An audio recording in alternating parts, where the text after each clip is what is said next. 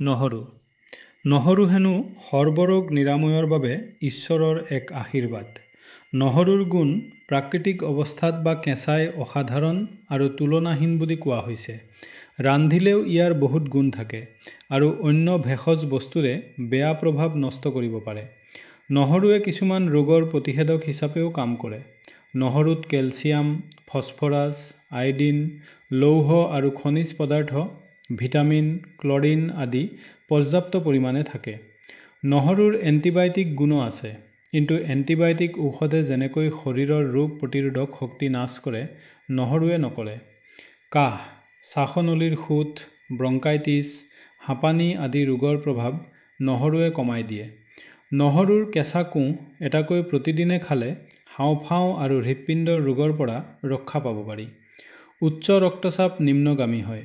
হজম সম্পৰ্কীয় অংগ প্ৰত্যংগৰ সমস্ত ৰোগৰ পৰা নহৰু খালে ৰক্ষা পোৱা যায়। কৃমি থাকিলে বাহিৰ কৰি দিয়ে। পাকস্থলীক সবল কৰে। পাকস্থলী আৰু অন্ত্ৰৰ টনিকৰ দৰে কাম কৰে। নহৰুত উচ্চস্তৰীয় এলকালাইন থাকে। জোৰাৰ ফুলা, টানি ধৰা অসুখৰ বাবে নহৰু অতি উৎকৃষ্ট ঔষধ। দাঁত আৰু দাঁতৰ পাৰিৰ ক্ষয় ক্ষতিৰ পৰাও নহৰুৱে ৰক্ষা কৰে। গন্ধৰ বাবে কেঁচা নহৰু খাবলৈ ঘিণ কৰিব নালাগে। অসুবিধা পালে আধা কাপ পানীত নহৰুৰ কোঁহ সৰু সৰুকৈ কাটি তাতে লৈ গিলি থব লাগে। ৰাতি দৈটো ভিজাই থৈ পিছদিনাখন পানীৰে ধুই পেলালে নহৰুৰ গন্ধ নাথাকে। দ্ৰব্যগুণো নষ্ট নহয়।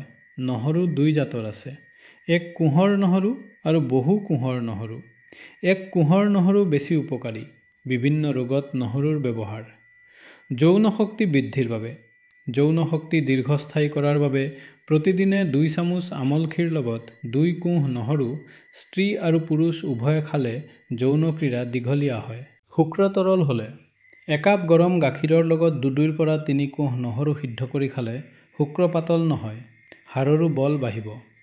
শৰীৰ শুকাই গ'লে একাপ গাখীৰৰ লগত 2ৰ পৰা 3 কোঁহ নহৰু নিতৌ খালে শৰীৰৰ ওজন বাঢ়িব, ক্ষয় ৰোধ হ'ব।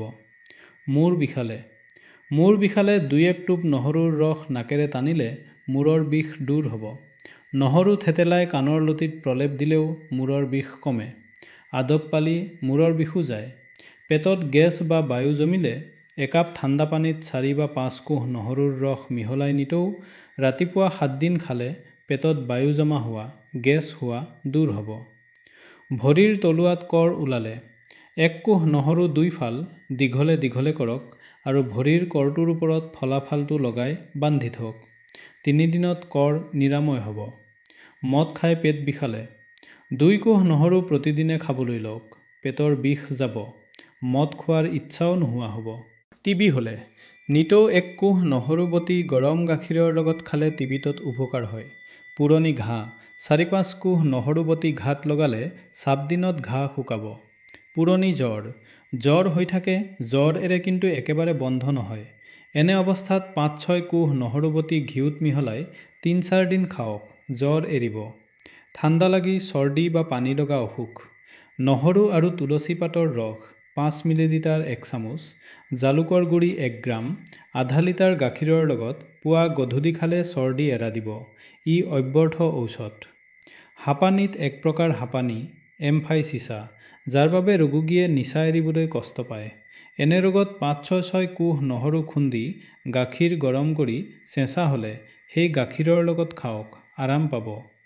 অকাল বাৰ্ধক্য ৰোধৰ বাবে প্ৰতিদিনে 4 কোঁহ নহৰু ভাজি বা বটি ৰুটি, তৰকাৰী আদিৰ লগত খাওক, অকাল বাৰ্ধক্য দূৰ হ'ব। ধমনীৰ ৰক্ত চলাচল স্বাভাৱিক ৰখাৰ বাবে বয়সীয়াল লোকৰ আৰ্টেৰী বা ধমনীৰ ৰক্ত চলাচলৰ পথত চৰ্বিৰ চামনি পৰিব ধৰে আৰু ৰক্তচাপ বাঢ়ে। 1 কোঁহ নহৰু সদায় ভাতৰ লগত খালে আৰ্টেৰিক প্লেৰচিছ নহয়। শিশু অপুষ্টিত ভুগিলে খাওঁতে সকলো বস্তুকে খায়, কিন্তু স্বাস্থ্য দুৰ্বল অপুষ্টিত ভুগে। তেনে অৱস্থাত আধা কোঁহ নহৰু ঘোলৰ লগত মিহলাই খুৱাওক, পুষ্টি সাধন হ'ব। কুকুৰে কামুৰিলে প্ৰতিদিনে 4-5 কোঁহ নহৰু গৰম গাখীৰৰ লগত খোৱালে কুকুৰে কামোৰা বিষ নাশ হ'ব। গৰু ম'হৰ ঘাঁ পোকত 8-ৰ পৰা 10 কোঁহ নহৰু বটি ঘাত লগাই দিলে পোক থাকিলে মৰি যাব, ঘাঁ শুকাই যাব। আমবাত বা ৰঙা চকা নহৰুৰ কোঁহ থেতেলা কৰি তাত ঘঁহি দিয়ক।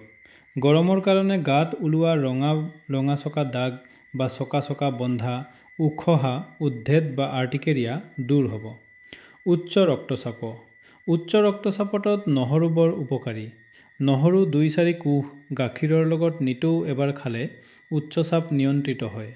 চৰ্দি, গা, হাত, ভৰি জিমজিম কৰা আদি অসুখ দূৰ হয়। নহৰু, পদিনা, জিৰা, ধনিয়া, জালুক আৰু সৈন্ধৱ লোণ একেলগে বটি আহাৰ খাওঁতে চাটনি কৰি খালে উচ্চ ৰক্তচাপ নিয়ন্ত্ৰিত হৈ থাকিব।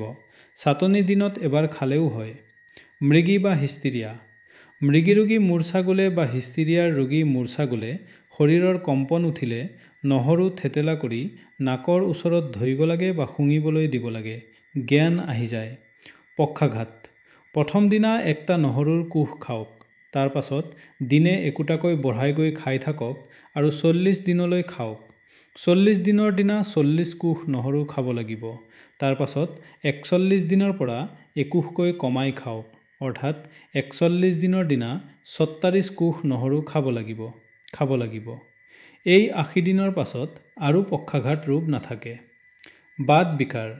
বাত ৰোগত নহৰু বৰ উপকাৰী। বাতৰ ৰোগত নহৰুৰ 6 সপ্তাহৰ এক চিকিৎসা আছে।